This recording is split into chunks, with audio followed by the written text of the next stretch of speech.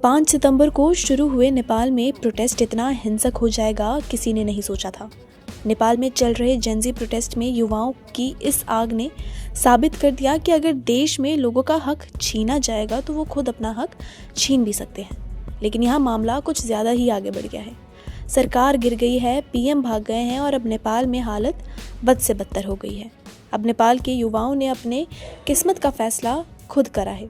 Gen Z के ज़बरदस्त protest के बाद सुशीला कार्की को नेपाल के युवाओं ने चुना और फैसला लिया कि सुशीला को अंतरिम प्रधानमंत्री बनाया जाएगा।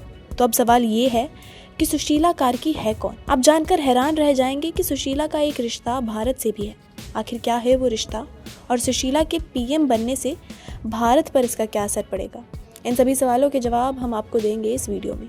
नेपाल में जेनजी प्रोटेस्ट के बाद ओली सरकार को उखाड़ फेंका गया है। नेपाल के युवाओं ने अब सत्ता अपने हाथ में ले ली है और सुशीला कार्की को अंतरिम प्रधानमंत्री चुना है।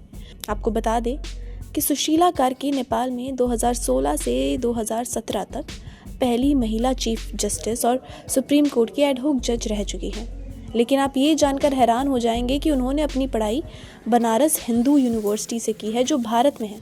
इसलिए उनका सीधा कनेक्शन भारत के बनारस शहर से है। अपने भारत के दिनों को याद कर कार्की ने मीडिया इंटरव्यूज़ के दौरान भारत की काफ़ी तारीफ की है। वो कहती हैं कि वो भारत के पॉलिटिकल लीडर से काफ़ी खुश हैं, खासकर कि प्रधानमंत्री मोदी से।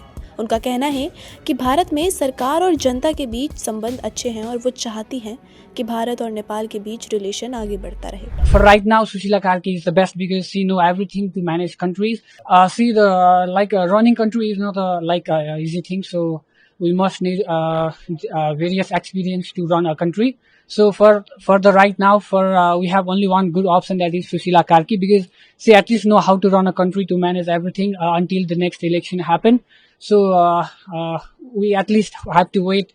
Other leaders have to wait until the next election, because there will be various chances to come up in front of Nepal to lead. But for right now, Sushila Karki is the best because she know everything to manage countries, and I think she can manage to happen next election very well. अब अगर बात करें कि नेपाल के युवाओं ने कार्की को ही क्यों चुना अंतरिम प्रधानमंत्री के लिए, तो इसका कारण ये भी है कि सुशीला ने अपनी चीफ जस्टिस होने के दौरान एंटी करप्शन के अगेंस्ट जीरो टॉलरेंस पॉलिसी को अडॉप्ट किया था, जिसके वजह से वो काफ़ी फेमस भी हैं। और अपने कार्यकाल के दौरान कार्की ने कई भ्रष्ट नेताओं को एक्सपोज किया था, जिसके बाद उन नेताओं ने साजिश के तहत उन्हें चीफ जस्टिस के पद से बर्खास्त कर दिया था। कार्की की इसी एंटी करप्शन छवि के कारण युवाओं ने उन्हें अपना नेता चुना है। News report इंडिया.com।